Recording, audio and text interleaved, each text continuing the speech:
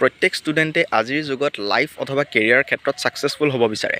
সেই ক্ষেত্ৰত ষ্টুডেণ্টৰ কাৰণে এটা মেছেজ আনিছোঁ যে অকল একাডেমিক্সৰ কথাকে পঢ়ি থাকিলে নহ'ব। ল'ৰা ছোৱালীবিলাকে আজিৰ যুগত য়ং এইজতে ছেল্ফ গ্ৰ'থ ৰিলেটেড কণ্টেণ্ট পঢ়িব লাগিব। ছেল্ফ গ্ৰ'থ ৰিলেটেড কিছুমান কিতাপ পঢ়াটো ল'ৰা ছোৱালীবিলাকৰ কাৰণে আজিৰ যুগত অতি জৰুৰী, কাৰণ সেই ছেল্ফ গ্ৰ'থ কণ্টেণ্টে ল'ৰা ছোৱালীৰ মাইণ্ডছেট ডেভেলপ কৰে, ছাকচেছফুল হ'বৰ কাৰণে এটা পজিটিভ মাইণ্ডছেট দিয়ে সেই কিতাপবিলাকে। সেই ক্ষেত্ৰত আজি এখন ইম্পৰ্টেণ্ট কিতাপ আনিছোঁ, যিখন কিতাপ হৈছে দ্য পাৱাৰ অফ ছাবকনচিয়াছ মাইণ্ড। এই কিতাপখন ল'ৰা ছোৱালীবিলাকে পঢ়াটো অতি জৰুৰী। যিখন বুক ল'ৰা ছোৱালীবিলাকে যদি স্কুল অথবা কলেজৰ ষ্টেটত ষ্টাৰ্ট কৰে, সেইটো সময়ত ল'ৰা ছোৱালীবিলাকে এটা পজিটিভ মাইণ্ডছেট পাব আৰু কেনেকৈ নিজকে মেণ্টেলি ডেভেলপ কৰিব লাগে ছাকচেছফুল হোৱাৰ ক্ষেত্ৰত তাৰ বিষয়ে সবিশেষ কিতাপখনত দি থোৱা আছে। গতিকে ল'ৰা ছোৱালীবিলাকে এই কিতাপখন পঢ়াটো অতি জৰুৰী। চিম্পল হয়, বুজিবলৈও বহুত কঠিন নহয়। গতিকে দ্য পাৱাৰ অফ ছাবকনচিয়াছ মাইণ্ড বুকখন ল'ৰা ছোৱালীবিলাকৰ কাৰণে এটা ডাঙৰ ৰেকমেণ্ডেশ্যন দিছোঁ, পঢ়াটো জৰুৰী। গতিকে যদি পাৰে সেই কিতাপখন ভালদৰে কিনি পঢ়িবলৈ চেষ্টা কৰক।